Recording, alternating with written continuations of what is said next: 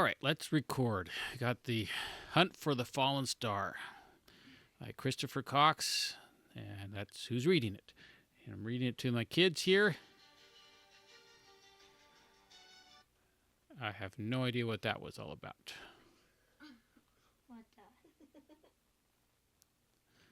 Okay.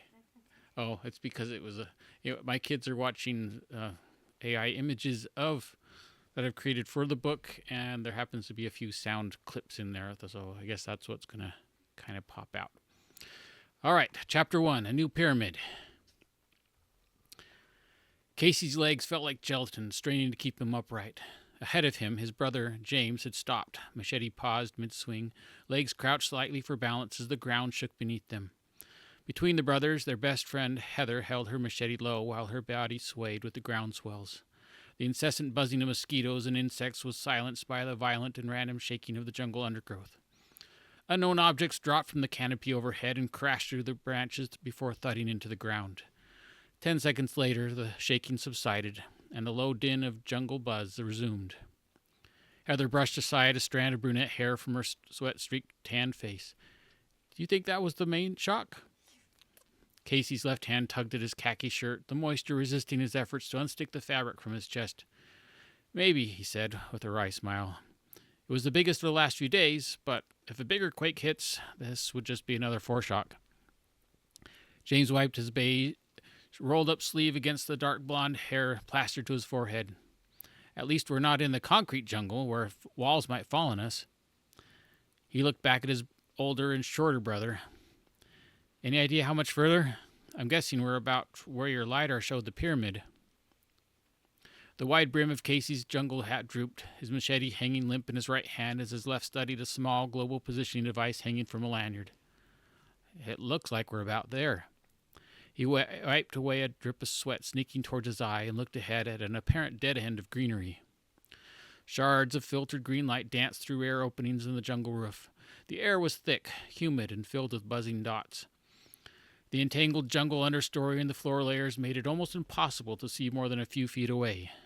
Small game paths randomly crisscrossed the ground and cut under foliage. Casey shrugged. "Maybe another 50 feet. Of course, in this mess, we could probably walk right past it and not see it." Raising his machete again, James hacked into the wall of green. A barrier of large leaves, choked with snake-like vines, fell beneath his cut. He and Heather stopped at the sight before them. Distracted by a squadron of mosquitoes, Casey nearly walked into Heather.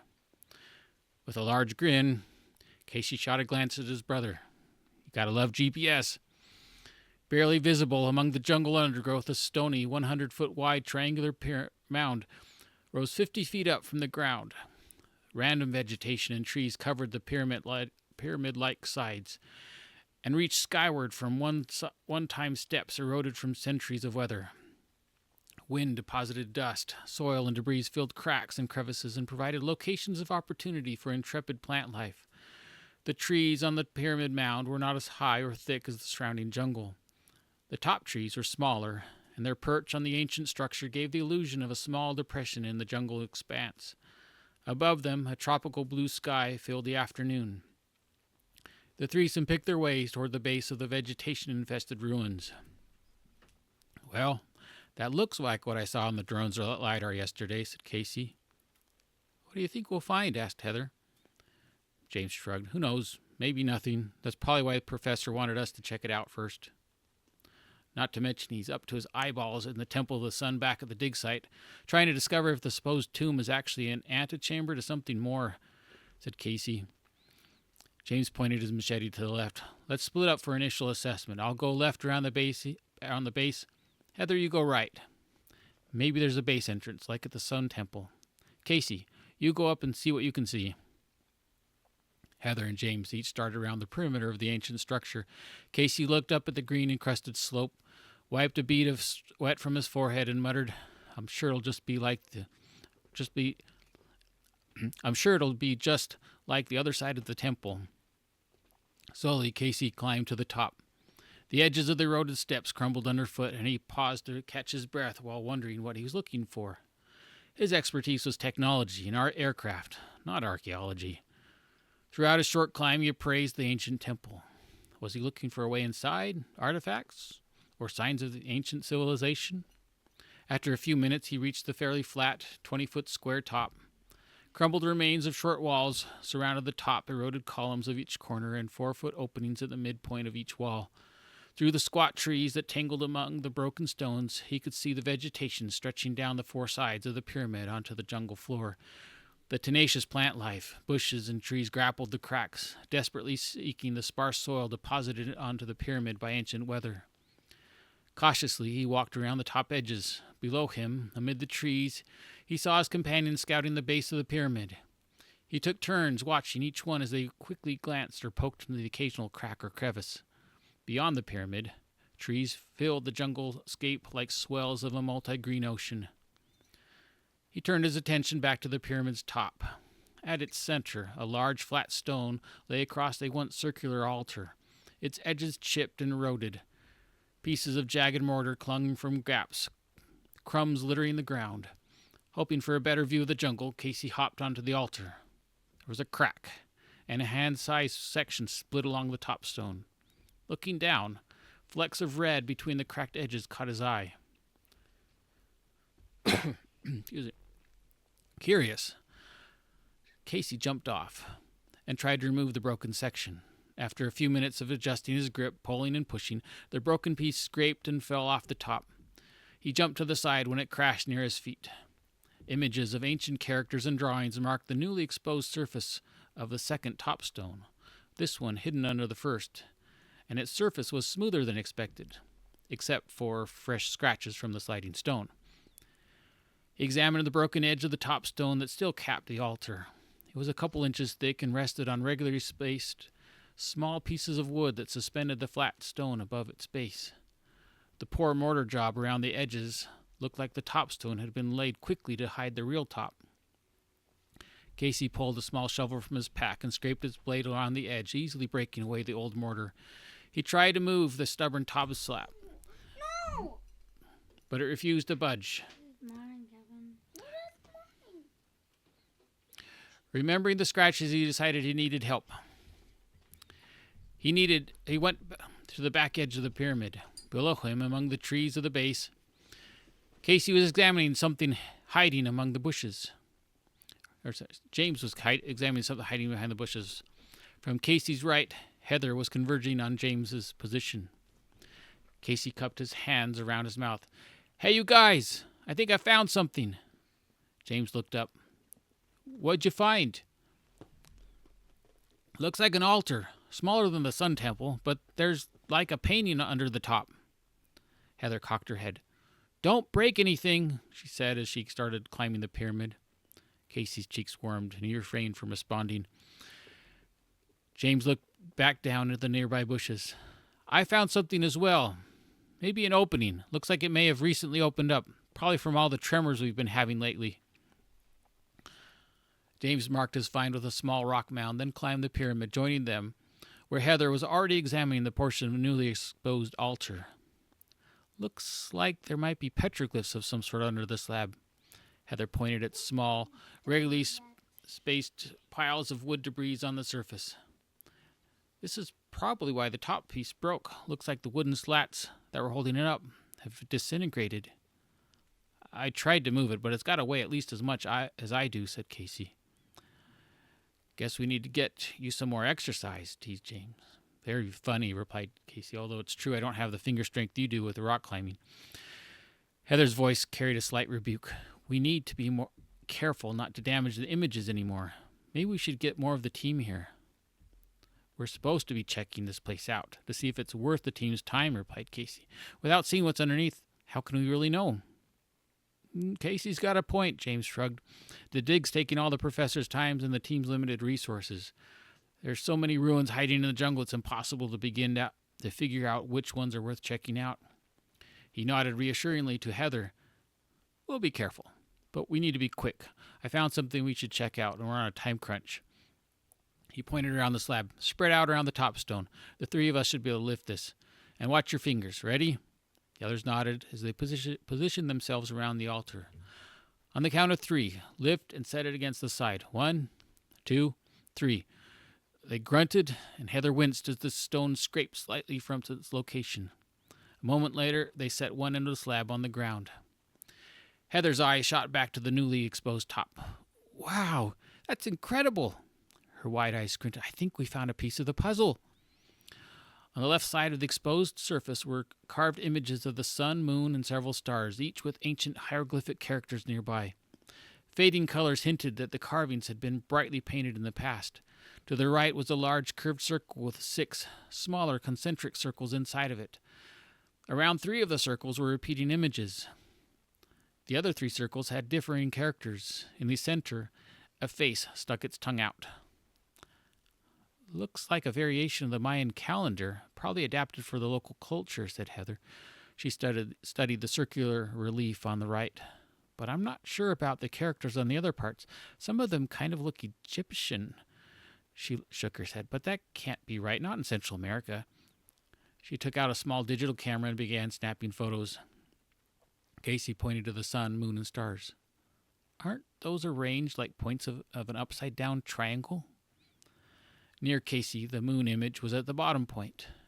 At the top left was a stylized image of the sun made in the similarity of a compass rose. On the top right, equidistant from the sun and moon, was a cluster of 7 stars. 6 stars formed a hexagon around a single center star with streaks radiating upward. More hieroglyphic-like characters were under the center star. Heather, are those runes? Asked James, pointing to some of the characters inside the cluster of stars. Heather shifted her attention to the glyphs James was pointing at. She shook her head, unconvinced. No, runic alphabets are more from ancient Germanic languages.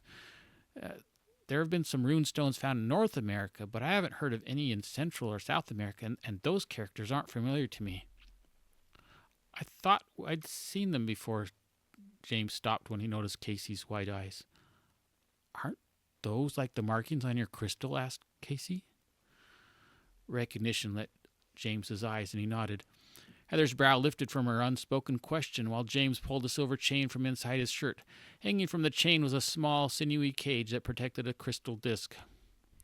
Is this about your lucky charm? Asked Heather. James pulled aside some of the sinew and freed the small circular crystal. With the crystal in his palm, he asked, Can you see them? Heather leaned in closer. The crystal was opaque with silver hues that glittered in the sunlight.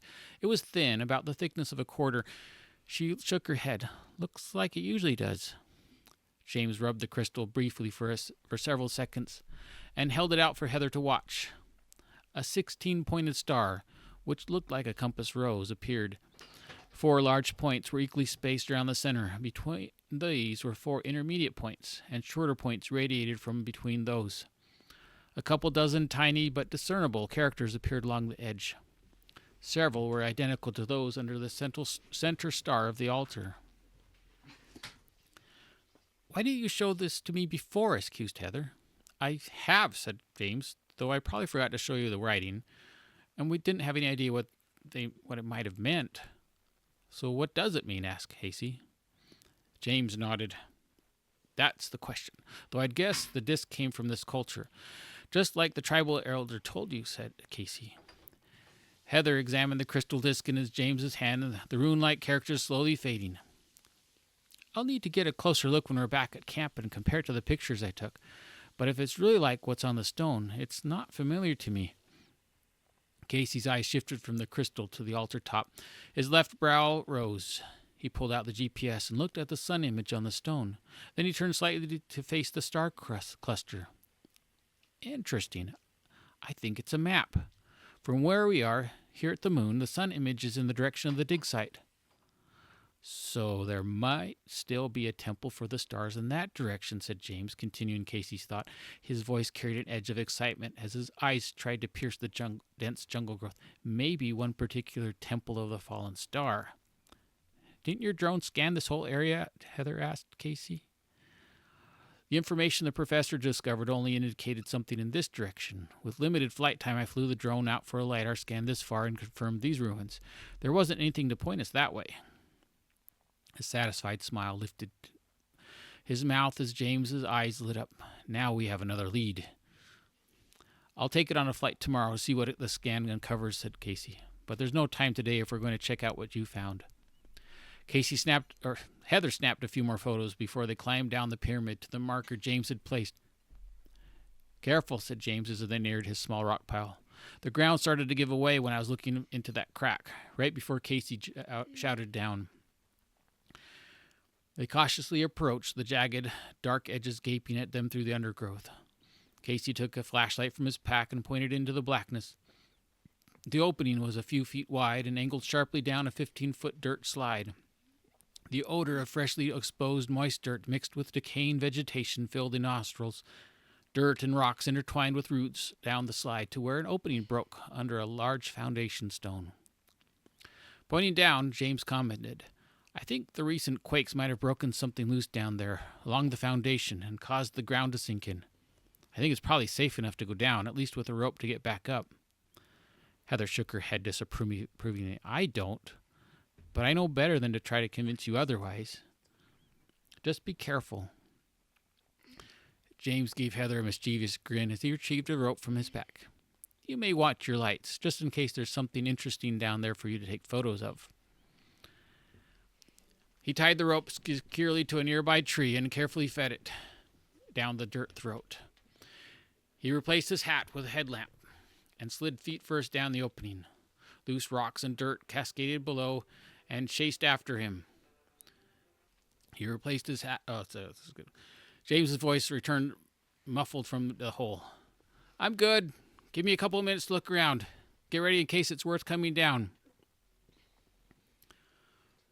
Heather shook her head while she and Casey put headlamps on and stuffed their jungled hats in their day packs.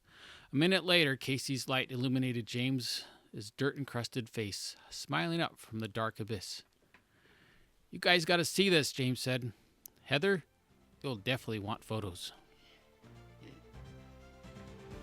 Okay, end of chapter 1.